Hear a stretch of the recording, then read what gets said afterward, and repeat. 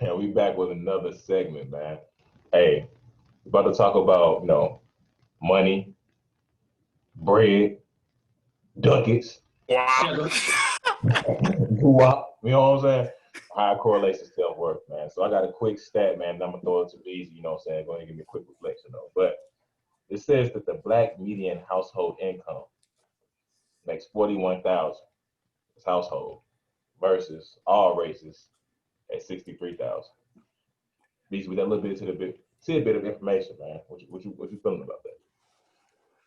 So we're talking about the pressure of perfection, right? We're talking about the illusion of social media and the illusion of success, or the image of success.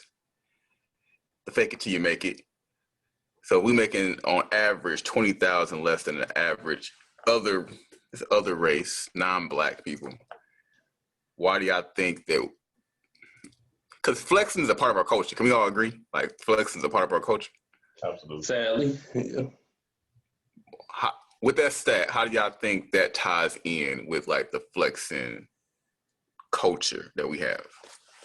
I don't think the amount you make really ties in. So if we was talking about your net income, then we can talk about flexing. But the overall picture of making 20,000, if there's a $20,000 gap and we're making less than other races or ethnicities, I think we have to dive a little bit deeper into those numbers to really understand why.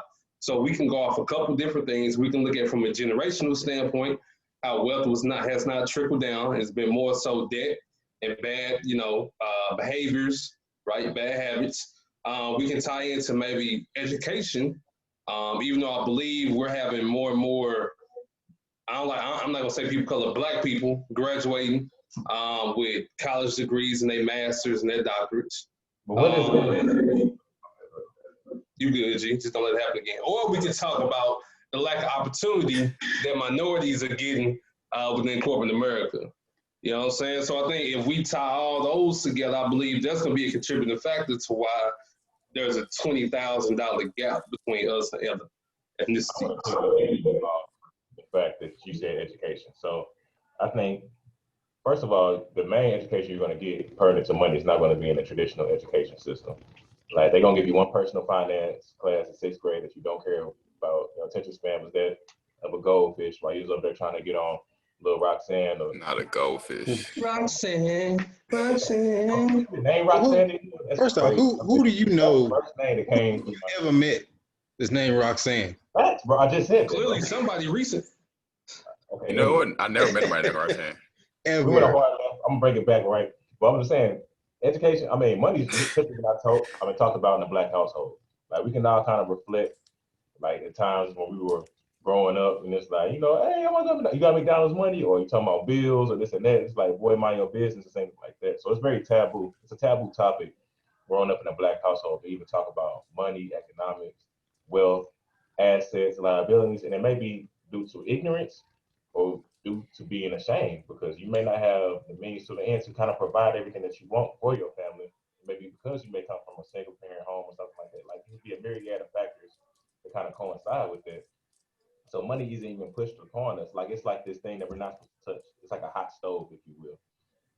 So once we get that, it's like, what are we doing with it? You feel me? So it's just like until it becomes commonplace in the household to where it's a staple and a foundational piece to where we build. I think we're gonna continue to have those, falsehoods and those kind of like taboo topic type of things as it pertains to money, especially when it correlates to self worth. I'm gonna go back to the original statistic. It can be misleading for the simple fact that are you talking about a two-parent household where you got two incomes coming in? Talking about one-parent household where you only got the one coming in, because we are disproportionately, Boy, it might be on to something. Single-parent households. So if we're comparing that to, two income households, well, of course we're gonna be less because we're disproportionately in single-parent households.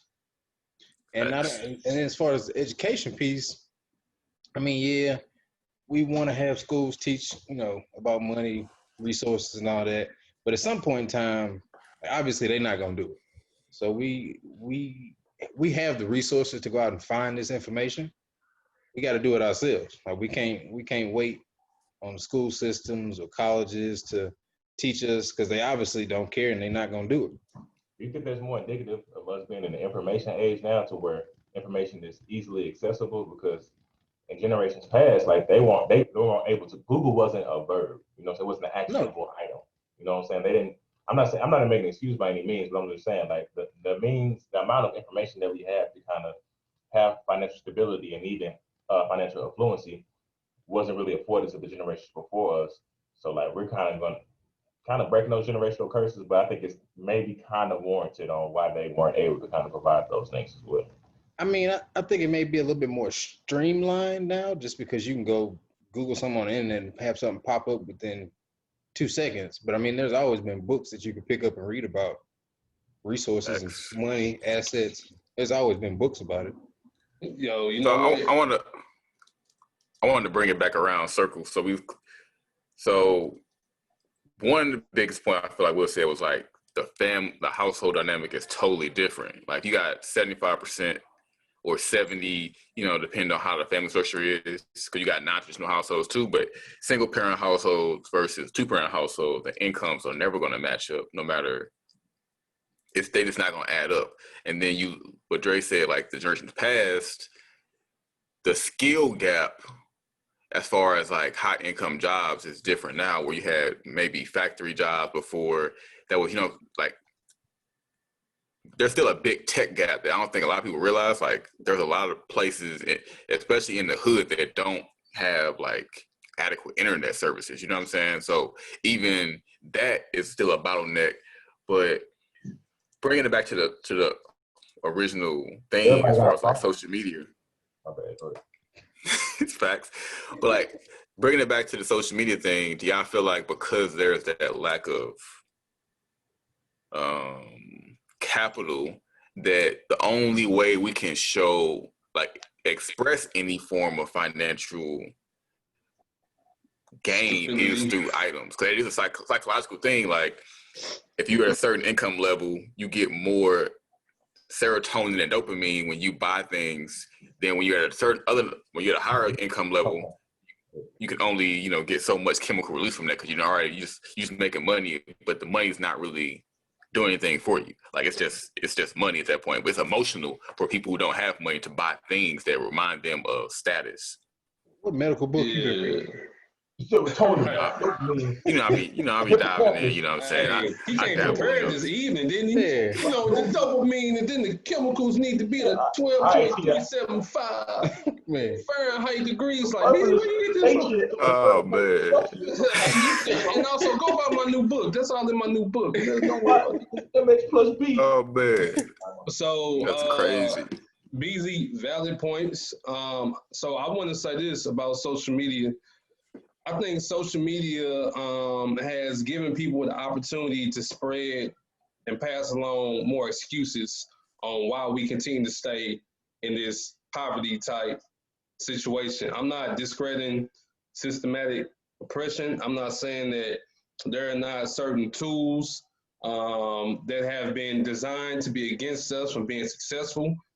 But all I believe in my heart is that at the end of the day, everything comes down to discipline. So when it comes to that statistic saying the average income is what, right, 41,000 for the Black household.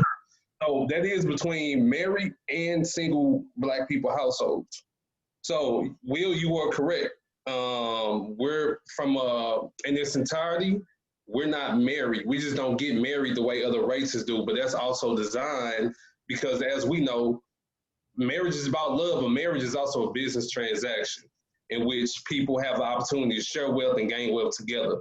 So given the fact that we don't have Black love in the community the way the Asians have love, the Hispanics have love, and so on, even the whites have love, that's why we're going to continue to be behind the 8-ball when it comes to our financial stability. And now social media has been able to leverage excuses and spread it to the masses for us to believe that as long as we continue to have X, Y, and Z going on systemically, we can never become successful financially. Respect, though. Parent language is going crazy. He like, man, talk like this. solid points. You know what I'm saying? Hold it down, man. He'll show up that breakdance. And I feel like if the parents Yeah, come, there it is. but no. I mean, just kind of kick it off though, or just not even kick it up to wrap up my point at least. We really got to talk about how the machine of social media promotes a hyper consumption model, especially to Black people. You know what I'm saying? Like, What a word! What a word! hey, you know what I'm saying? I've been reading my BZisms, but My BZ is. you know what I'm saying? Like, they had these rappers who have these leased, cars. You know what I'm saying? These chains they probably give back after they got him from the jeweler and all this, and saying like, I mean, quick story. Me and Will was in LA. We hear my boy, rappers talking about Prada this and Louis that. You won't catch me in nothing other than $2,000 jeans. We walk into H&M in LA, and shout out to my boy because he's a dope spitter. But Dave East up in H&M shopping with us. You know what I'm saying? Looking at these $14 shirts, how we looking at them? Now he got more bread than us, and his money longer. But that's how you keep money. You don't necessarily just what I'm saying, flaunt it or spend it. Stop my time. Nah, man, you ain't throwing out the money because you know what I'm saying, like because you got it. How you keep the money is what I'm saying, you save more than you spend. Not even save and invest. Save and invest more than you spend. That's how you build capital, as Nick was saying earlier, man. So it's like, Great poet once said, "I got the key to the boat. I got the key to the jet. I got the key to success. Get money, invest." Dwayne Michael Carter. Oh, okay, cool. Bars. Yeah, facts, bro. Go ahead, do our Dwayne Carter, Lil Weezy, Trump 2020 train. Hey, but listen, man. Hey, that's it for our financial segment right here, man. Make sure y'all get out there and vote if y'all haven't. I mean, hey, Trump trying to stop all the. And anyway, we got a dope next segment coming in for y'all, man. We're going to talk about relationship goals. We're going to talk about y'all Birkin bags. Oh man. We're going to talk about how social media kind of plays into that facade, man. So stay tuned, man. We're coming back with another segment up against